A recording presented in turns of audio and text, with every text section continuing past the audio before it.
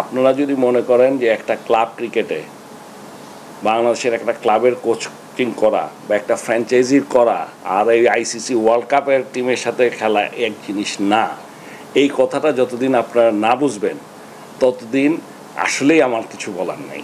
কেউ অ্যাপ্লাইও করে না। কাজে এইগুলো এর আগে আরও বিদেশে আছে, তারাও বলছে আমাকে কেউ বলে না। আরে পরে তো ফর্মালি আমরা পত্রিকায় দিয়ে ইনভাইট করলাম। কাজে আপনারা এইসব কথা না বলে, প্রথম কথা হচ্ছে আপনারা কি চান।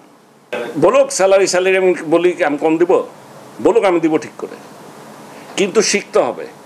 আপনি যদি মনে করেন যে আমি সব জানি, কোনো খেলোয়াড় যদি মনে করেন আমি বেস্ট প্লেয়ার, আমি সব পারি, তাহলে কিন্তু হবে না।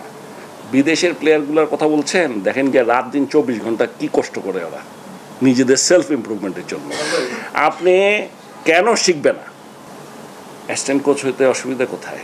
অ্যাসিস্ট্যান্ট কোচ হলে কী সমস্যা? যদি হয় কারো, আপনি শিখতে চাবেন না কেন? আমাদের মেইন সমস্যাই তো হলো আমরা কেউ শিখতে চাই না। আমরা চাই নাই লোকাল, কেউ তো অ্যাপ্লাই করে না। না কেউ অ্যাপ্লাই করেছে? আমরা দেখেন এই সমস্ত কথা আপনারা বলেন, আমি অমুক হইতে চাই অমুক হইতে চাই, কেউ কোনো দিন আমাদের কাছে বলে না, আপনাদের কাছে বলে। আমরা যখন ডাকি, আমরা যখন অফার দিই, তখন কেউ আমাদের সাথে কথা বলে না।